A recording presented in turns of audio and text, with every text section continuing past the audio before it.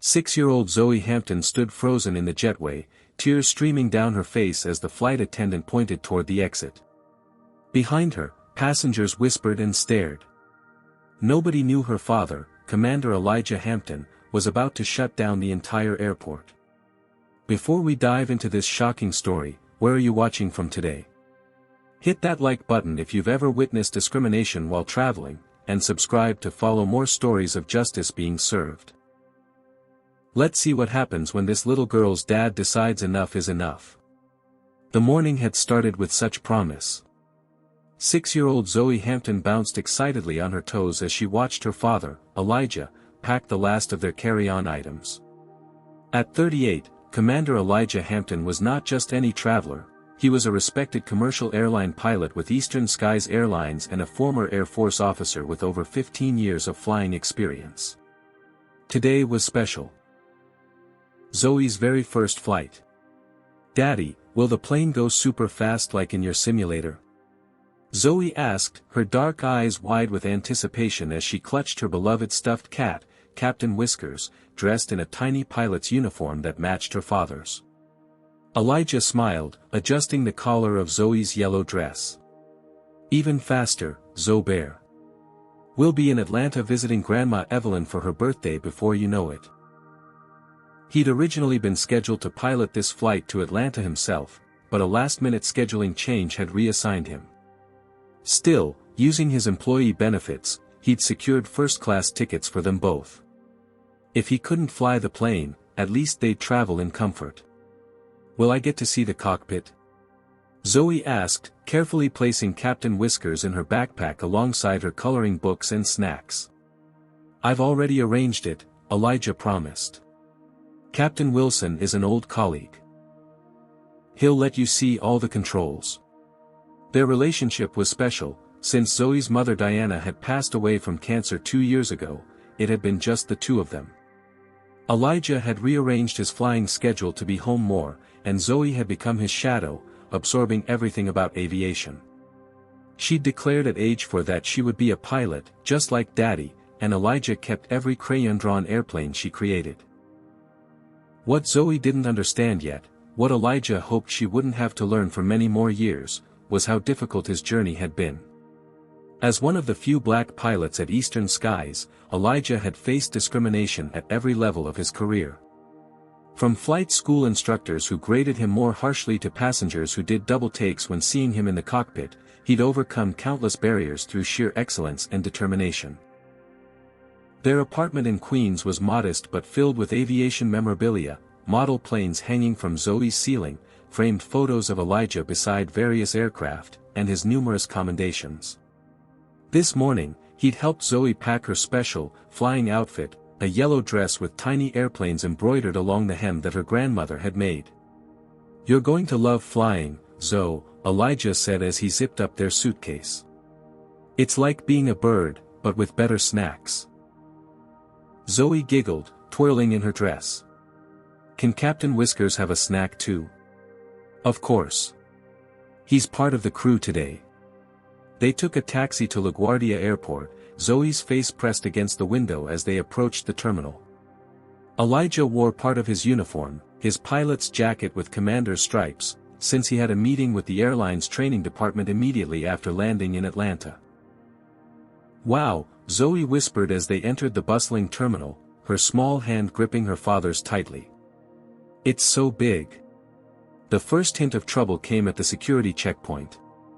As they approached the TSA agent, a balding man named Officer Peterson according to his badge, Elijah presented both their IDs and boarding passes. Peterson looked at Elijah's pilot credentials, then back at him with narrowed eyes. "These your real credentials?" "Excuse me?"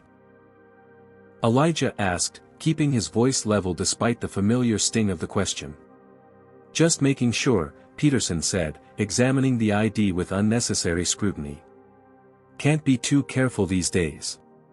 Elijah felt Zoe's questioning gaze but managed a reassuring smile. "Yes, those are my authentic credentials. I've been with Eastern Skies for 11 years. After what seemed like an eternity, they were allowed through." Elijah had experienced this countless times, but having Zoe witness it made his chest tighten. He'd hoped her first flight would be nothing but magical. Instead, it was already being tainted by the same prejudice he'd fought his entire career. "Why did that man look at your card so long, Daddy?" Zoe asked as they put their shoes back on. "Some people are just very thorough at their jobs, sweetheart," Elijah answered, choosing his words carefully. "Come on, let's find our gate. We've got a plane to catch." As they walked through the terminal toward gate B-23, Elijah straightened his shoulders and held Zoe's hand firmly. He'd learned long ago that in his uniform, he needed to be beyond reproach, more professional, more composed, more everything than his white colleagues. Today, he just wanted his daughter to experience the joy of flight without the burden he carried. Little did he know, their journey had only begun to go downhill. Gate B-23 was buzzing with activity when Elijah and Zoe arrived. The large windows offered a perfect view of their Boeing 737 being prepared for departure, and Zoe pressed her nose against the glass, watching ground crew members load luggage and refuel the aircraft. "Look, Daddy. They're putting our suitcase in the belly," she exclaimed, pointing excitedly. Elijah smiled, momentarily relieved by her enthusiasm. At the gate counter stood two Eastern Skies employees. Stephanie Walsh, a flight attendant with perfectly coiffed blonde hair and a tight smile, and Bradley Keller, a gate agent with thinning hair and glasses who was organizing boarding passes. "Pre-boarding will begin shortly for our Eastern Skies Flight 218 to Atlanta," Bradley announced over the PA system. "We'll start with our Diamond Elite members, passengers needing special assistance, and families with children under 2. Elijah knelt beside Zoe. "We'll be boarding soon, Zoe. Remember what we talked about? First class means we get to board early." Zoe nodded seriously. "And we have to be extra polite because it's a special privilege." "That's right, smart girl." After the pre-boarding group, Bradley's voice crackled over the speaker again. "We're now welcoming our first-class passengers to board through the priority lane." Elijah took Zoe's hand and approached the gate. Several other passengers moved forward as well, mostly white businessmen in suits and an older white couple. When they reached Bradley, Elijah presented their boarding passes. "Good morning." Bradley glanced at the passes, then at them, his eyes lingering a beat too long. "First class." There was unmistakable surprise in his voice. "Yes," Elijah confirmed calmly, used to such reactions. Bradley examined their boarding passes with unusual scrutiny. "These are employee benefit tickets?" "That's correct. I'm a commander with Eastern Skies," Elijah explained, maintaining his professional tone despite the obvious implication. "I'll need to verify these," Bradley insisted, reaching for his computer while the line grew behind them. Elijah noticed the businessman behind them, clearly also using an employee benefit ticket based on the marking on his boarding pass, being waved through without question. "Is there a problem?" Elijah asked quietly. "Just procedure," Bradley responded without looking up. After several uncomfortable moments, he reluctantly handed back their boarding passes. "You're cleared to board." As they entered the jetway, Zoe looked up at her father. "Why did he check our tickets so many times, Daddy?" "Some people are just very thorough," Elijah repeated his earlier explanation, though the words felt hollow even to him. At the aircraft door, flight attendant Stephanie Walsh greeted passengers with practiced warmth. "Welcome aboard. Right this way to your seat," she said cheerfully to the businessman ahead of them. When Elijah and Zoe approached, her smile visibly stiffened. "Boarding passes?" she asked, despite having just watched Bradley check them. Elijah provided them again without comment. 2A and 2B. "That way," she said curtly, barely making eye contact as she pointed toward the front of the cabin. Zoe, still clutching Captain Whiskers, noticed the difference in treatment. She was happier to see the other people, she whispered as they found their seats. "Sometimes people are just having a bad day," Elijah said, helping Zoe with her seatbelt before stowing their bags. Their seats were spacious, with Zoe by the window and Elijah in the aisle. As other first-class passengers boarded, Elijah observed their interactions with the crew. Stephanie warmly welcomed each white passenger, offering to help with bags and making small talk. A woman in her 40s with highlighted blonde hair and an expensive-looking blouse took the seat across the aisle, 2C. She glanced at Elijah and Zoe, her expression souring immediately. "Excuse me," she called to Stephanie as the flight attendant passed. "I specifically requested a quiet section. I have important work to do during this flight." Stephanie leaned in sympathetically. "I understand, Ms. Mitchell. Unfortunately, we're fully booked today, but I'll make sure you're comfortable." Karen Mitchell shot another disapproving glance toward Zoe, who was quietly showing Captain Whiskers the view from the window. "I paid full price for first class," Karen muttered, just loud enough for Elijah to hear. "Not employee fares." Elijah felt a familiar knot in his stomach. He'd encountered this countless times, the assumption that as a black man, he couldn't possibly belong in first class unless using employee benefits. The truth was, even without his employee status, his commander's salary would have easily afforded these tickets. But he said nothing, focusing instead on making sure Zoe was comfortable. "Look, Daddy," Zoe whispered, pointing out the window at the ground crew. "They're loading the food." "That's right," he said, grateful for her innocence. "Are you excited for your first takeoff?" Zoe nodded enthusiastically but then frowned slightly. "Daddy, why is that lady looking at us like we did something wrong?" The question pierced Elijah's heart. He'd hoped to protect her from these realities a little longer. "Some people forget their manners sometimes," he explained gently. "Just like we talked about, not everyone is going to be nice, but that doesn't change who we are or what we deserve." Zoe seemed to consider this, clutching Captain Whiskers tighter. "Captain Whiskers says she should remember to be kind." "Captain Whiskers is very wise," Elijah agreed, smiling despite the growing tension in the cabin. As boarding continued, Elijah couldn't help but notice how Stephanie fawned over Karen while deliberately avoiding eye contact with him and Zoe. The contrast was stark and unmistakable. The festive mood he'd hoped would define Zoe's first flight was quickly evaporating, replaced by a familiar unease that he'd experienced too many times before. As the boarding process completed, flight attendants began their pre-departure duties. Stephanie moved through first class, checking that seats were upright and seatbelts fastened. She stopped to chat warmly with passengers, asking if they needed anything before takeoff, everyone except Elijah and Zoe. When she reached their row, she simply glanced at their seatbelts and moved on without a word. "Would Captain Whiskers like some juice after takeoff?" Elijah asked Zoe, trying to maintain her excitement despite the growing tension. "Yes, please. Apple juice is his favorite," Zoe replied, making the stuffed cat nod enthusiastically. Across the aisle, Karen Mitchell sighed loudly, making a show of putting on noise-canceling headphones. Once the aircraft door closed and the safety demonstration began, Zoe watched with rapt attention, even practicing the oxygen mask motion along with the flight attendants.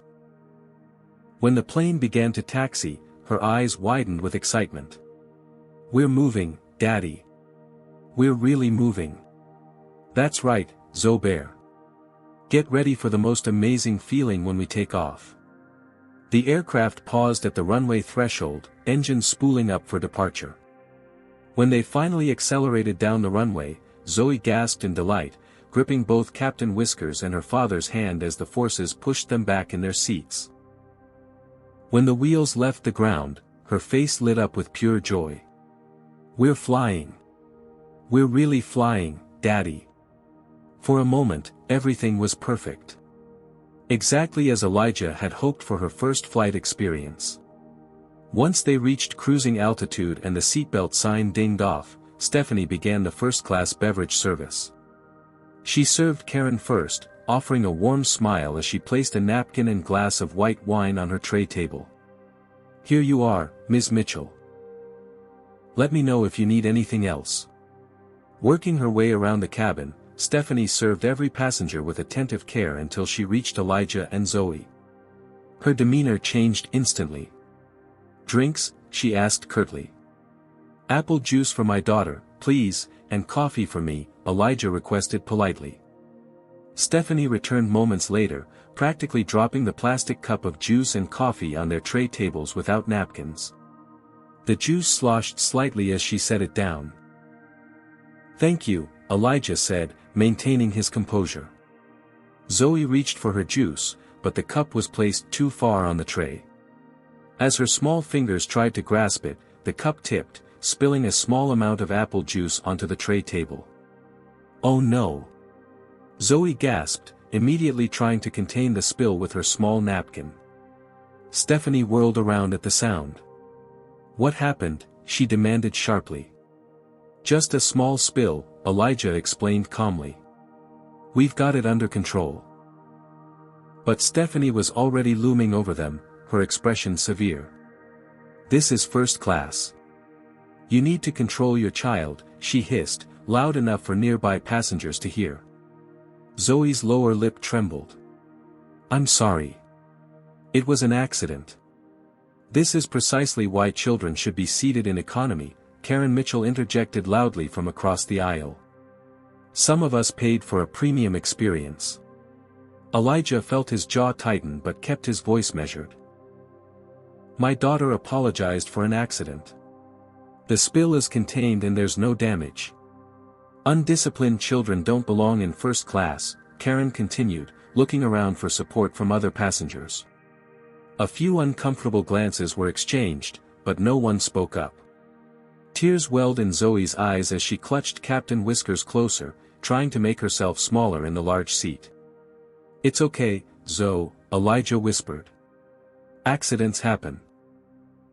Stephanie returned minutes later with Bradley, the gate agent who had now switched to in-flight duties.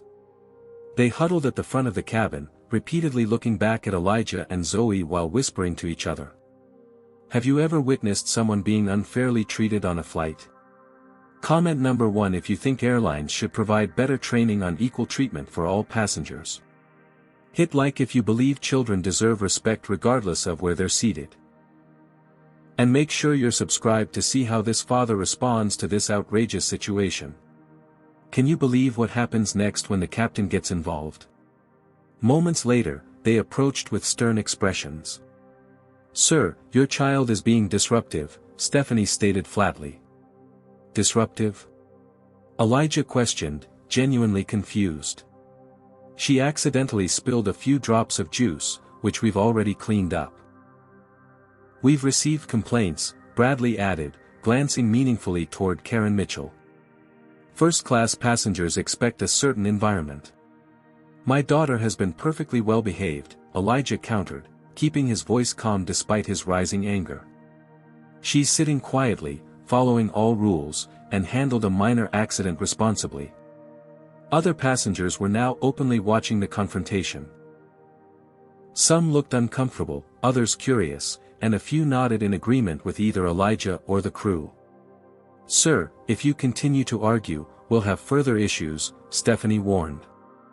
Elijah took a deep breath. "I'm not arguing. I'm stating facts. My daughter has not been disruptive by any reasonable standard." At that moment, the cockpit door opened, and Captain Richard Wilson emerged. Tall with graying temples and the confident bearing of a senior pilot, he surveyed the situation with a frown. "What's going on here?" he asked Stephanie, completely ignoring Elijah. "Disruptive passengers in first class," she explained quickly. "They've been argumentative and causing disturbances." Captain Wilson didn't even look at Elijah or Zoe before making his decision. "We can't have delays or disruptions. They'll need to deplane." Elijah stood up, his professional demeanor firmly in place despite his shock. "Captain Wilson, there seems to be a misunderstanding. My daughter simply had a minor spill which has already been cleaned up. There's been no disruption." Wilson finally looked at Elijah, his expression dismissive. "The crew has made their assessment, sir. For the comfort of other passengers and the timely departure of this flight, I'm going to have to ask you and your daughter to deplane. This is discrimination, Elijah stated clearly. No other passenger would be removed for such a minor incident. Sir, if you don't comply, we'll be forced to call security, Bradley threatened. Zoe began crying softly, overwhelmed by the escalating tension. Daddy, what did I do wrong? She asked through tears. Nothing, baby. You did nothing wrong, Elijah assured her, though his heart was breaking at the injustice of the situation. Final warning, Captain Wilson stated coldly. Deplane voluntarily, or we'll have you removed. With no choice that wouldn't further traumatize his daughter, Elijah helped Zoe gather her things. As they stood to leave, Captain Whiskers slipped from her grip, falling to the floor in the commotion. Wait! Captain Whiskers! Zoe cried, reaching for her beloved stuffed animal. You can get it later, Stephanie said dismissively, blocking her path. Right now, you need to leave. Elijah's eyes met Captain Wilson's.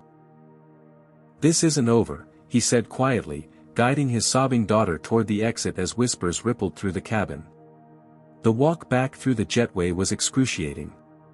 Zoe's small shoulders shook with sobs as fellow passengers who were still boarding stared at them with curiosity and judgment. Some pulled out phones, already sensing a viral moment in the making. Daddy, Captain Whiskers is still on the plane, Zoe whimpered, looking back toward the aircraft they'd been forced to leave. We'll get him back, Zoe, Elijah promised, though he wasn't sure how. His mind raced with a mixture of anger, humiliation, and determination.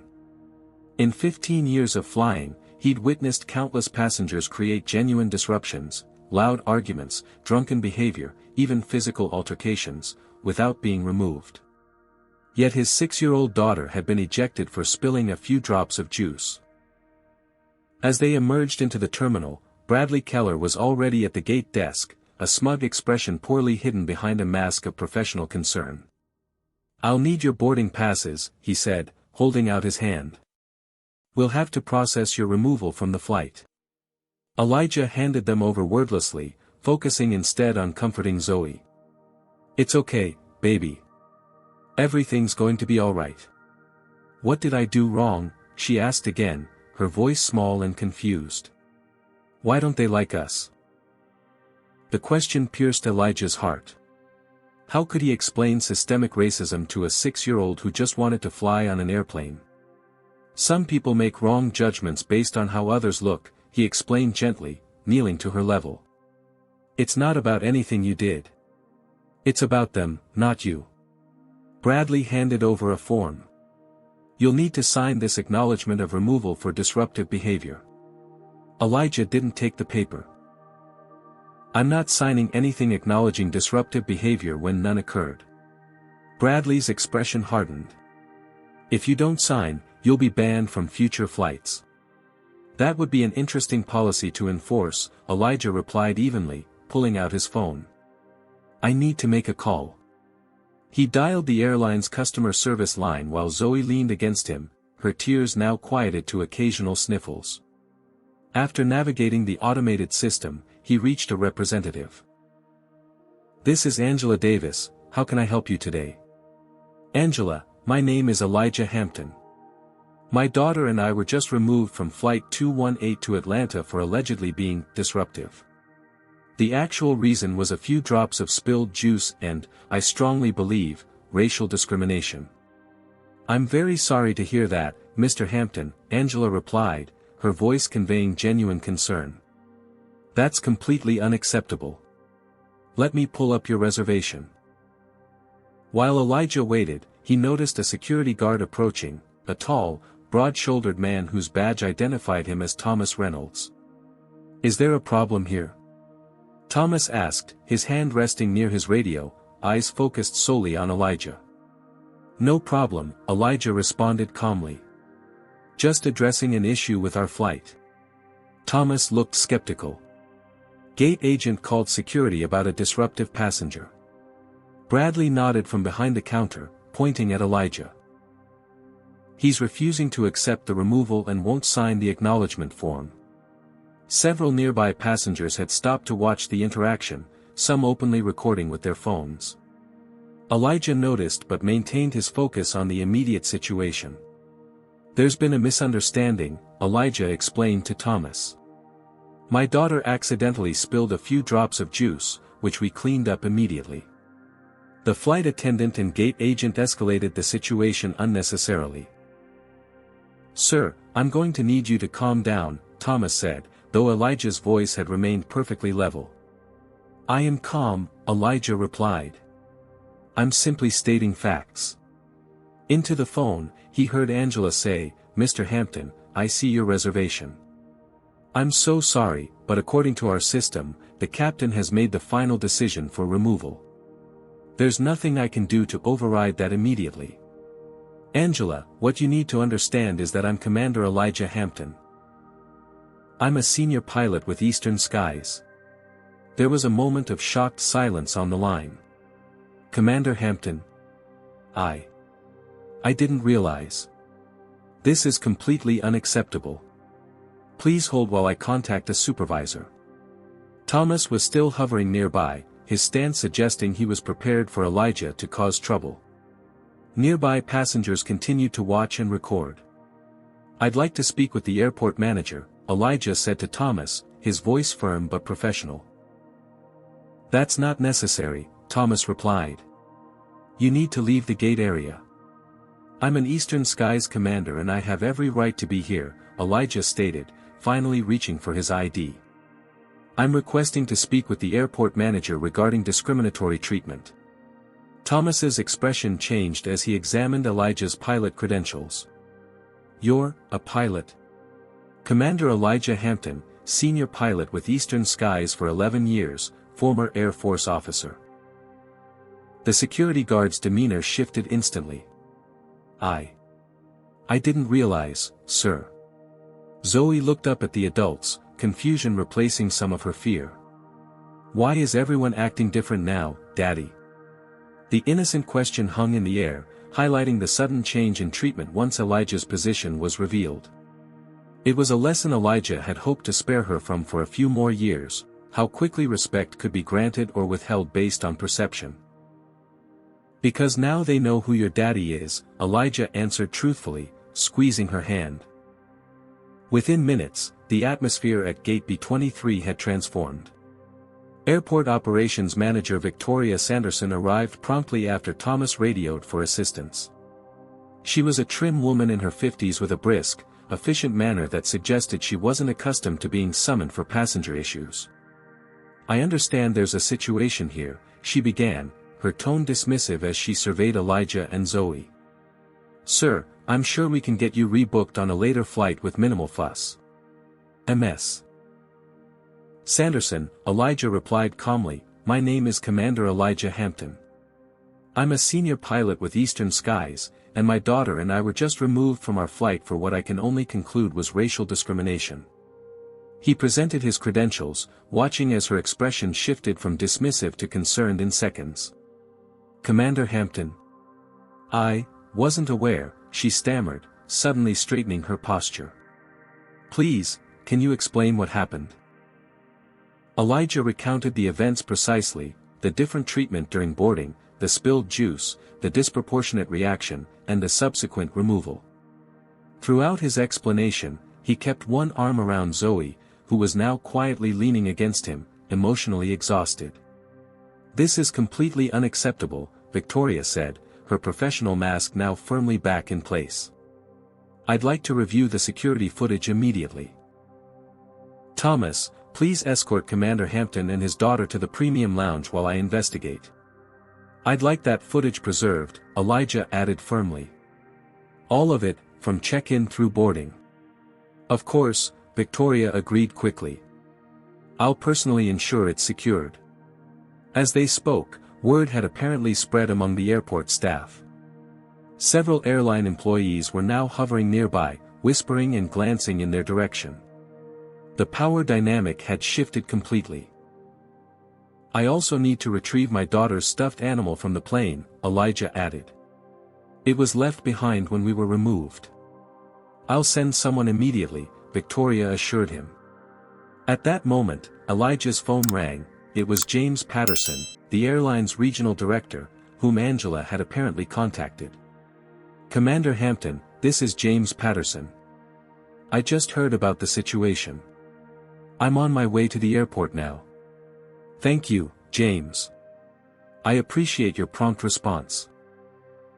Inside the cockpit of Flight 218, Captain Wilson was growing increasingly agitated. The scheduled departure time had passed, and they were now 15 minutes delayed. A flight attendant had just informed him that the disruptive passenger he'd removed was actually Commander Hampton, one of the airline's most respected pilots. "What do you mean, he's a commander?" Wilson demanded, his face paling. "Senior pilot, sir. Highly decorated. And, there's video circulating already." Wilson's jaw tightened. "We need to depart. Call for pushback." But at that moment, his radio crackled. "Eastern 218, this is operations. Maintain position at gate. Repeat, maintain position at gate." In the premium lounge, Elijah settled Zoe with a hot chocolate while he spoke with James Patterson, who had arrived breathless and visibly concerned. "Commander, I cannot express how disturbed I am by what you've described," James said, straightening his tie nervously. "I've known you for years. Your record is impeccable." "This isn't about my record, James," Elijah replied firmly. "This is about my daughter being humiliated for being black in first class." James winced at the directness but nodded. "You're absolutely right. We need to address the systemic issues here. In the meantime, I can rebook you on the next flight to Atlanta with full VIP treatment." "Daddy," Zoe interrupted softly, "when can we get Captain Whiskers?" James looked confused until Elijah explained about the stuffed cat left on the plane. "I'll have someone retrieve it immediately," James promised, pulling out his phone to make the call. "I appreciate that, but rebooking isn't enough," Elijah continued. "I want accountability. This isn't an isolated incident, and you know it." James hesitated, then nodded. "You're right. Victoria is reviewing the footage now. Based on her preliminary report, there's clear evidence of discriminatory treatment. On the plane, passengers were growing restless. The captain had announced a brief operational delay, but as minutes ticked by, frustration mounted. Karen Mitchell repeatedly pressed her call button, demanding updates from Stephanie. "This is unacceptable," she complained. "I have a connection in Atlanta." Stephanie, now looking considerably less confident, assured her they would depart soon. But privately, she was beginning to realize the gravity of the situation. Bradley had sent her a text, "Hampton is a commander. We're in trouble." Back in the lounge, Victoria arrived with a tablet. "Commander Hampton, I've reviewed the initial footage. There's a clear pattern of differential treatment from the moment you approached the gate." She showed him clips of the boarding process, Bradley scrutinizing their boarding passes while waving others through. Stephanie's warm greetings to white passengers contrasted with her coldness toward them. "I've grounded the flight pending resolution," Victoria added. "Airport authority has that discretion in cases of potential discrimination." "So we're the ones who grounded the flight," Elijah remarked with grim irony, glancing at Zoe who was now dozing against his arm, exhausted from the emotional ordeal. "In essence, yes," Victoria confirmed. "James, I believe this warrants a full investigation." James nodded, looking increasingly grim. "Absolutely. I've called for an emergency meeting with the crew. They're being removed from the aircraft now." "And the passengers?" Elijah asked. "Being informed of a crew change and operational delay," James explained. "We haven't disclosed the specific reasons, but social media is already buzzing with videos from passengers who witnessed what happened." Elijah checked his phone and saw that #Eastern Skies discrimination was already trending.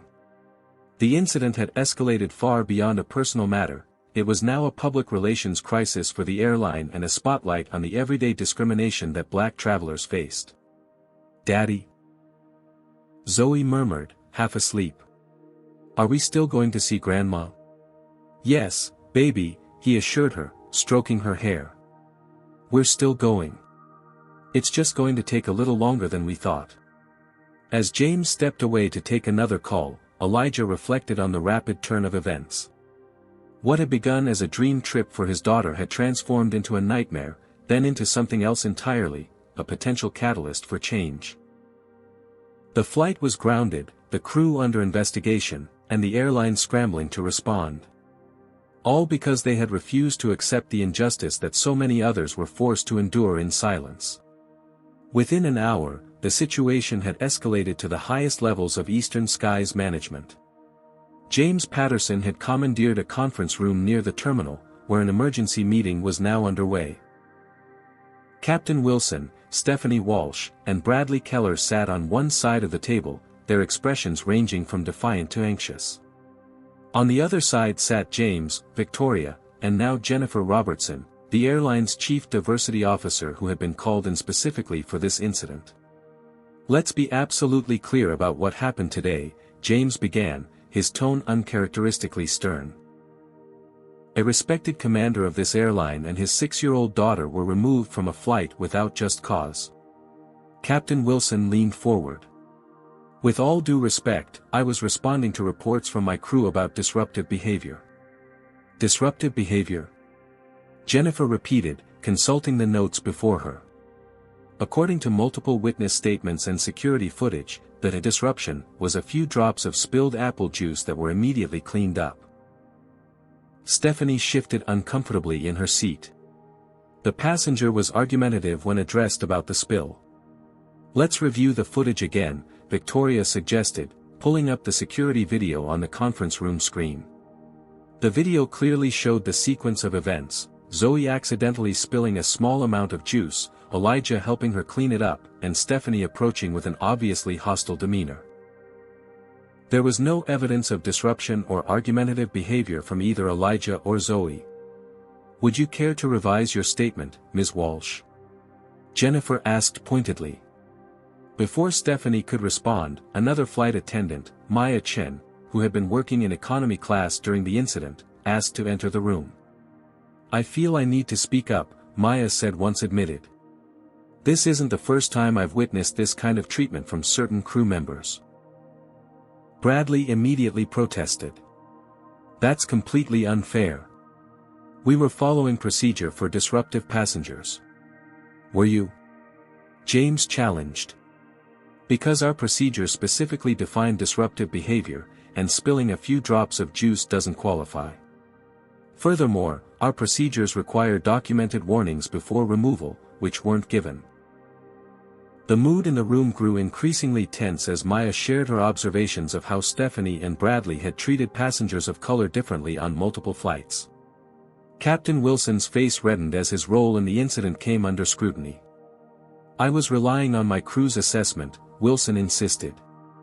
"In the cockpit, I can't see what's happening in the cabin."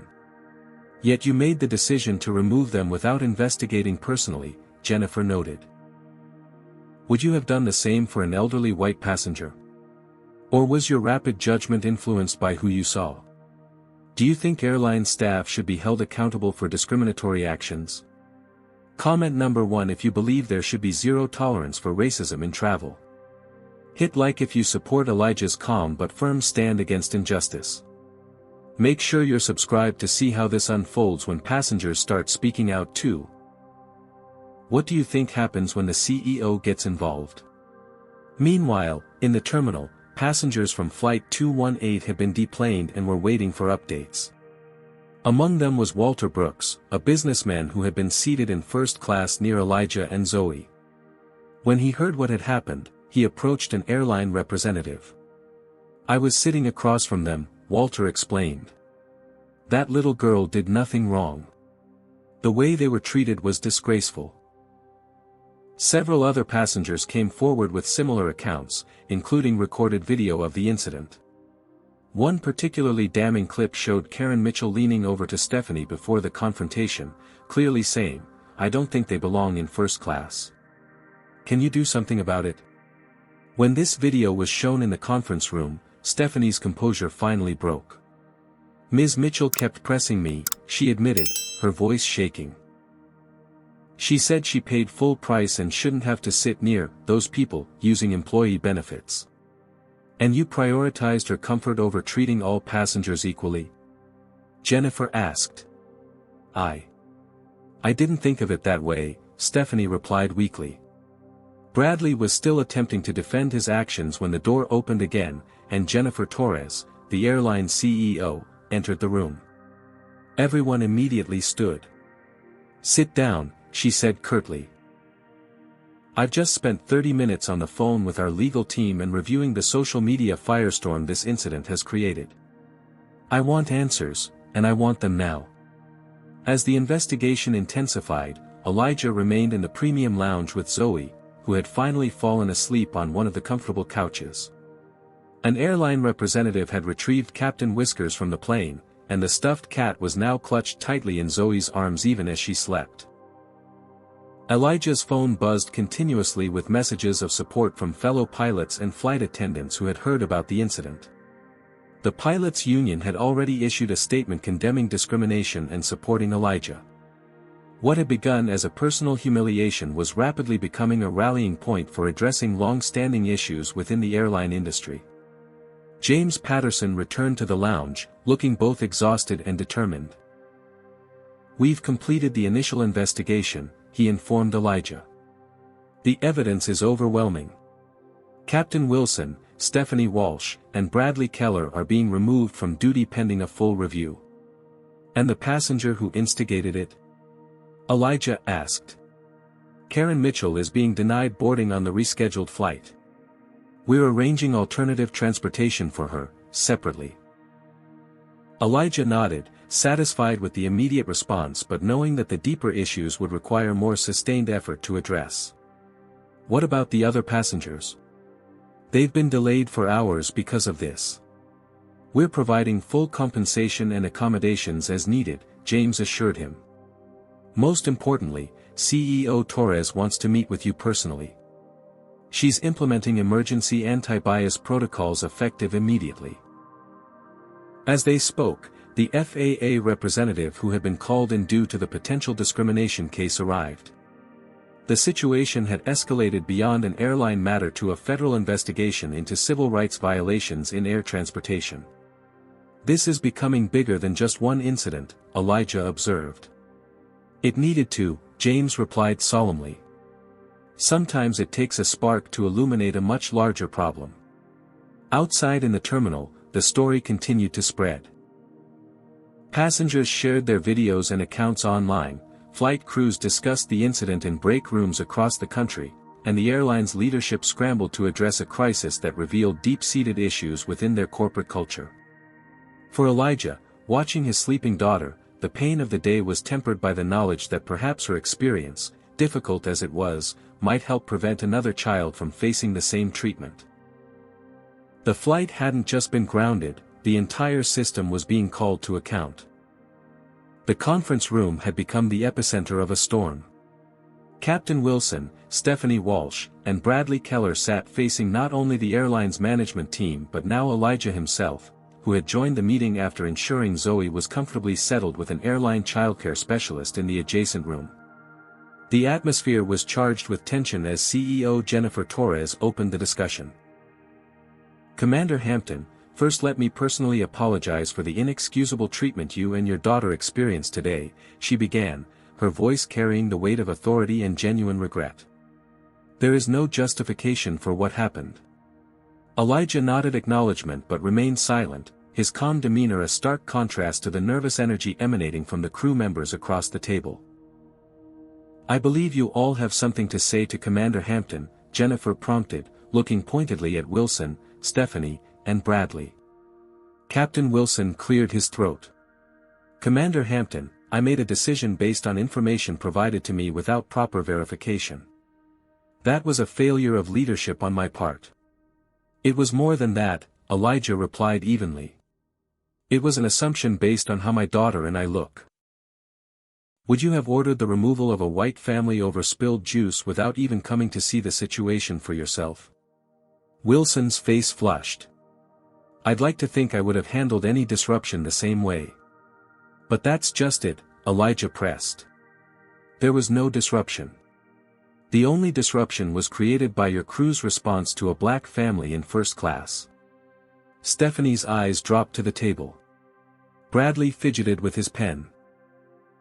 I've reviewed your record, Captain Wilson, Jennifer interjected. This isn't the first time passengers of color have been removed from your flights for questionable reasons. Wilson's head snapped up. That's not fair. I've never discriminated against anyone. Intention isn't the only measure, Jennifer replied firmly. Impact matters too. And the pattern speaks for itself. The confrontation intensified as airline officials presented evidence from past incidents, revealing a troubling history that had previously gone unaddressed.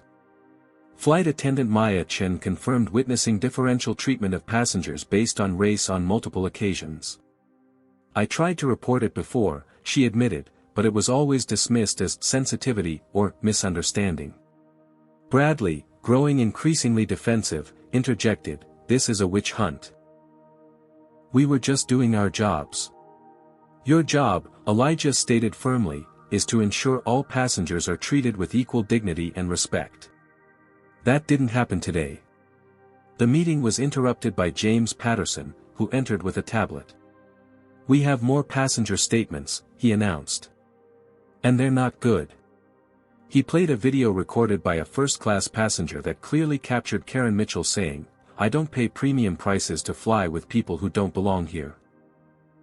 They're probably using stolen tickets. Stephanie's composure finally cracked. Ms. Mitchell kept pressuring me, she admitted, tears welling in her eyes. She said if I didn't do something, she'd file a formal complaint against me. I was worried about my job. So you decided to discriminate against a child instead? Jennifer asked incredulously.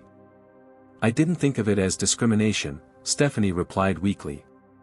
I just wanted to please the complaining passenger. By pleasing her, you participated in her racism, Elijah stated plainly. And you taught my 6-year-old daughter that she can be humiliated and removed from public spaces simply because of her skin color. Bradley, still unwilling to acknowledge wrongdoing, interjected, we were following protocols for passenger complaints. No, you weren't, James countered sharply. I've reviewed the protocols myself. Nothing in our guidelines suggests removing a passenger for a minor spill that was immediately cleaned up. As the confrontation continued, news arrived that the passengers on Flight 218 had now been waiting over 2 hours. Many were angry, others concerned, and social media was ablaze with speculation and outrage. We need to resolve this, Jennifer stated firmly. Captain Wilson, Ms. Walsh, and Mr. Keller, you are all suspended pending a full investigation. We'll be bringing in a replacement crew. Suspended? Wilson protested. That's excessive for a simple misunderstanding. A simple misunderstanding doesn't trend nationwide on social media, Jennifer replied coldly. A simple misunderstanding doesn't result in a 6-year-old child being traumatized and an FAA discrimination investigation. Bradley, still defiant, stood up. This is ridiculous. I'm not apologizing for doing my job. Then you can clear out your locker along with your suspension notice, Jennifer stated firmly. Eastern Skies does not tolerate discrimination, explicit or implicit. As Bradley was escorted from the room, Stephanie finally looked directly at Elijah. I am truly sorry, she said, her voice quavering. I never thought of myself as someone who would discriminate. But looking at what happened, at what I did, I was wrong. Completely wrong. Elijah studied her for a moment. Recognition is the first step, he said finally. But my daughter is still sitting in a lounge instead of flying to see her grandmother, still confused about why she was treated like a criminal for spilling juice. Which brings us to the next question, Jennifer interjected. Commander Hampton, we're preparing a replacement crew for Flight 218. The passengers have been waiting for over 2 hours. Given your qualifications, would you consider piloting the flight yourself? The question hung in the air, presenting Elijah with a difficult choice: continue pushing for accountability or help resolve the immediate situation for the stranded passengers. "I need to think about that," he replied, standing up. "And I need to check on my daughter." As he left the room, the implications of the confrontation continued to ripple outward. What had begun as one family's humiliation had escalated into a reckoning for an entire airline, forcing uncomfortable conversations about race, power, and accountability that had been too long deferred. Elijah found Zoe in the adjacent room, now awake and coloring with supplies provided by the childcare specialist. Captain Whiskers sat propped up beside her artwork, a colorful depiction of an airplane with a black pilot in the cockpit. "Daddy," she exclaimed when she saw him. "Are we going to see Grandma soon?" Elijah knelt beside her. "We're working on it, Zoe. How are you feeling?" "Better," she said, though her usual brightness was subdued. "I was scared when they made us leave the plane." "Did I do something bad?" "No, baby. You did absolutely nothing wrong," Elijah assured her, pulling her into a gentle hug. "Some people made very bad decisions today, but none of it was your fault." Zoe considered this, her young mind processing the day's events with remarkable perception. "Was it because we're brown, Daddy? Like you told me sometimes happens?" The question pierced Elijah's heart. He'd had age-appropriate conversations with Zoe about race before, but had hoped to shield her from the harsh realities of discrimination for a few more years. "Yes, Zoe. I believe that was part of it," he answered honestly. "Some people treat others unfairly because of how they look. But that's their problem, not ours. We know who we are." Zoe nodded solemnly, then asked, "Are those people in trouble now?" "Yes, they are. The airline is making sure what happened to us doesn't happen to other families." As they talked, James Patterson appeared at the door. "Commander Hampton. The crew members would like to speak with you and Zoe, if you're willing." Elijah considered for a moment. "Who specifically?" "Captain Wilson and Stephanie Walsh. Bradley refused and has been escorted from the premises." Elijah looked at Zoe. "What do you think, Zoe? Do you want to hear what they have to say?" Zoe clutched Captain Whiskers tighter but nodded bravely. "Okay, Daddy." In a smaller, more private room, Captain Wilson waited stiffly, his captain's hat held awkwardly in his hands. Stephanie stood nearby, her eyes red from crying. Jennifer Torres and James Patterson were present as well, ensuring the interaction remained appropriate. When Zoe entered holding her father's hand, Wilson's face visibly paled. The human consequence of his actions was suddenly very real, not an abstract, disruptive passenger, but a small child clutching a stuffed cat. "Zoe," Elijah said gently, "these people have something they want to say to you." Captain Wilson stepped forward first, awkwardly kneeling to Zoe's level despite his stiff demeanor. "Miss Hampton, I made a very big mistake today. I ordered you and your father off the airplane without a good reason, and that was wrong of me. I'm very sorry." Zoe regarded him seriously. "You made me drop Captain Whiskers. He was scared." Wilson swallowed hard. "I'm sorry about that too. It was wrong, and I should have been more careful." Stephanie approached next, tears streaming down her face. "I was unkind to you, Zoe. There's no excuse for how I treated you. I'm so sorry." Zoe looked up at her father, then back to Stephanie. "My daddy says everyone makes mistakes sometimes, but we have to learn from them." "Your daddy is very wise," Jennifer interjected, stepping forward. "Zoe, my name is Jennifer. I'm in charge of the whole airline, and I want you to know that what happened today was completely wrong. We're going to make changes to make sure it doesn't happen to other children." Zoe considered this. "Promise?" "I promise," Jennifer confirmed solemnly. After the apologies, Elijah and Jennifer stepped aside for a private conversation while James entertained Zoe with a model airplane from his office. "I appreciate the apologies," Elijah said, "but they're just the beginning. This can't be resolved with a few sorry words and then business as usual." "I completely agree," Jennifer replied. "I've already initiated a company-wide review of our training and protocols.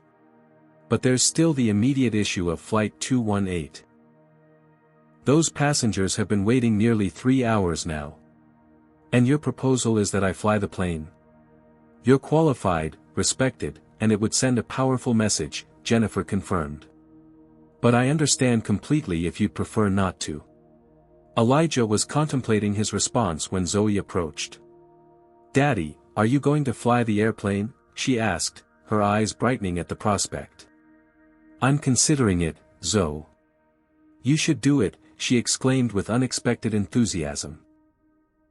"Then I can see you be the captain, and all the people can get to where they're going." Her innocent perspective cut through the complexity of the situation. Despite everything that had happened, her resilient spirit remained intact, along with her excitement about flying. Before Elijah could respond, James rushed in with breaking news. "The story has hit major networks. There are news crews outside the terminal." Jennifer sighed heavily. "This is escalating by the minute." "It was always bigger than just us," Elijah observed. "This happens to black travelers every day, most without the platform or privilege I have to demand accountability." A decision crystallized in his mind. "I'll pilot the flight," he stated firmly. "But on one condition: this incident becomes a catalyst for real, measurable change at Eastern Skies. Not just sensitivity training or public relations statements, but structural reforms in how you hire, train, and hold people accountable." "You have my word," Jennifer promised. "We'll work with you to develop those reforms." "Then let's get these passengers to Atlanta," Elijah said, turning to Zoe with a smile. "Ready to see Daddy fly the plane, Zoe?" Zoe's face lit up with excitement. "Yes. Can Captain Whiskers come to the cockpit too?" "Captain Whiskers gets a special seat right next to the co-pilot," Elijah assured her, feeling a weight lift as the resolution began to take shape. As they prepared to board, news arrived that Karen Mitchell had been escorted from the terminal after becoming belligerent about being denied boarding on the rescheduled flight. Her seat would be filled by a standby passenger who had been waiting patiently for hours. The initial crisis was being resolved, but as Elijah changed into his full uniform in preparation for flight duties, he knew this was just the beginning of a much larger conversation, one that would continue long after they landed in Atlanta. The passengers of Flight 218 had been waiting for over 3 hours, their frustration mounting with each vague announcement about operational delays. When the boarding process finally resumed, they were surprised to see a new flight crew, and even more surprised when Commander Elijah Hampton, now in full uniform with commander's stripes, stepped forward to address them. "Ladies and gentlemen, I'm Commander Hampton, and I'll be your captain for this flight to Atlanta. I want to personally apologize for the significant delay you've experienced today." A murmur of recognition rippled through the crowd.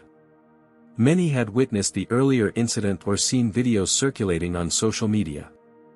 Some had even spoken up in support of Elijah and Zoe during the investigation.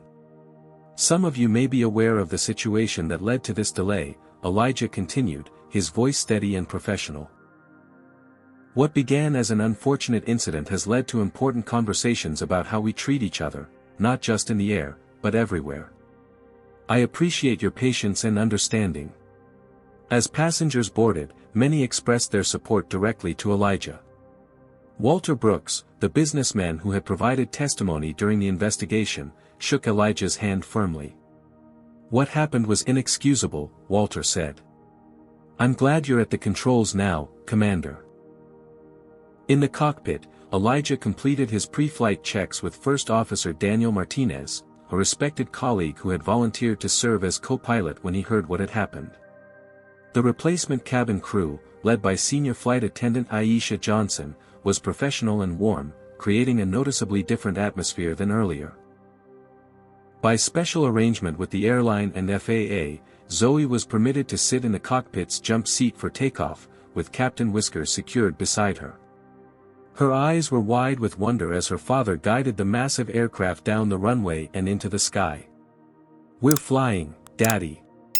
We're really flying," she exclaimed, echoing her excitement from earlier in the day, but this time without the shadow of discrimination that had followed. Once they reached cruising altitude and Zoe had returned to her first-class seat, now accompanied by Aisha, who kept her company with coloring books and stories, Elijah addressed the passengers again over the intercom. "Ladies and gentlemen, this is Commander Hampton. We're now at our cruising altitude of 31,000 feet with clear conditions all the way to Atlanta. Our flight time today will be approximately 2 hours and 15 minutes. He paused, then continued more personally. "I also want to share something with you. Today, my daughter Zoe was experiencing her first flight. What should have been a magical experience became a painful lesson in how prejudice still shapes our world. But thanks to many of you who spoke up, it also became a lesson in the power of allyship and accountability." Throughout the cabin, passengers listened intently. Some recorded his words, while others nodded in solemn agreement. "Change doesn't happen in grand gestures," Elijah continued. "It happens in moments like this, when we refuse to accept injustice as normal, when we recognize each other's humanity regardless of how we look or where we come from. Thank you for being part of that change today." The flight to Atlanta proceeded smoothly. When they landed, Elijah taxied the aircraft to the gate with practiced precision. As passengers deplaned, many stopped to thank him personally or to share a kind word with Zoe, who beamed with pride at her father. Waiting in the terminal was Evelyn Hampton, Zoe's grandmother, who enveloped them both in a fierce hug. Behind her stood several news crews who had picked up the story. "My brave girls," Evelyn whispered, holding them tight. "Both of you." In the days and weeks that followed, the incident became a catalyst for meaningful change. Eastern Skies, under Jennifer Torres' leadership and with Elijah's input, implemented a comprehensive anti-bias training program that went far beyond superficial diversity initiatives. The program included concrete accountability measures and structural changes to hiring and promotion practices. Stephanie Walsh, following a period of reflection and education, became an unexpected advocate for change within the airline industry. She spoke openly about her own unconscious biases and the importance of recognizing and addressing them. Bradley Keller was permanently dismissed, while Captain Wilson served a lengthy suspension and was required to complete extensive retraining before returning to limited duties. 1 month after the incident, Zoe stood before her first-grade class for a special presentation titled, "My Dad the Pilot." She spoke with surprising eloquence about what had happened and how it had changed her. "I was scared when they made us leave the plane," she told her classmates. "But my dad showed me that when something unfair happens, you can stand up and make things better." Her teacher, Ms. Johnson, wiped away tears as Zoe continued, showing pictures of herself in the cockpit with her father and Captain Whiskers. Elijah, watching from the back of the classroom, felt a complex mixture of pride and lingering sadness. He wished Zoe hadn't needed to learn these harsh lessons so young, but he was amazed by her resilience and wisdom. The incident also inspired Elijah to establish the Hampton Initiative, a scholarship program designed to increase diversity in aviation. Working with Eastern Skies and several other airlines, the program provided opportunities for young people of color to pursue careers as pilots, addressing the systemic underrepresentation that had shaped his own journey. 6 months later, Zoe attended her first Young Aviators program, a weekend course for children interested in flight. During a simulation exercise, she noticed another child, a young Hispanic boy named Carlos, looking nervous and uncertain. "It's okay," she told him, showing him how to hold the controls. "My daddy says everyone feels scared sometimes, but that doesn't mean you can't fly." As she helped Carlos navigate the simulator, Elijah watched from nearby, his heart full. What had begun as a traumatic incident had transformed into something powerful and positive, not just for his family, but potentially for an entire industry. In the cockpit of a real Eastern Skies aircraft, where Elijah had arranged a special tour for the Young Aviators group, Zoe sat in the captain's seat, wearing a pilot's hat that was still much too large for her small head. Beside her, Captain Whiskers occupied the first officer's position, while Carlos and the other children crowded behind them, eyes wide with excitement. "Ready for takeoff, First Officer Whiskers?" Zoe asked, her hands confidently positioned on the controls. Elijah, standing in the doorway, couldn't help but smile. They weren't just playing at flying a plane, they were soaring beyond the limitations others had tried to impose, charting a course toward a more just and inclusive future. This story illustrates several powerful truths about racism and how we can combat it. First, discrimination often manifests in everyday situations where power imbalances exist, not just in obvious confrontations. Second, speaking up matters. When witnesses like Walter Brooks validated Elijah's experience, it created accountability that couldn't be dismissed. The story also shows how institutions protect discrimination through plausible deniability. Bradley and Stephanie claimed they were just following procedures, but their selective enforcement revealed the truth. Captain Wilson's unwillingness to personally assess the situation before making judgment reflects how authority figures often accept biased reports without question. Most importantly, we see that change requires both individual courage and structural reform. Elijah's calm persistence forced the airline to acknowledge systematic problems, while Zoe's resilience reminds us that children absorb these experiences deeply but can also be empowered by seeing adults stand against injustice. True transformation happens when incidents like these become catalysts for policy changes, education, and new opportunities, turning painful moments into stepping stones toward a more equitable future. What would you have done in Elijah's position? Would you have remained calm like he did, or would you have reacted differently? Comment below with your thoughts on handling discrimination when you witness it. If this story touched you, please hit that like button and subscribe for more powerful racism stories that reveal uncomfortable truths and inspire positive change. Share this video with someone who needs to understand the impact of discrimination and the power of standing up for what's right. Thank you for watching, and remember, in the fight against racism, every voice matters, yours included.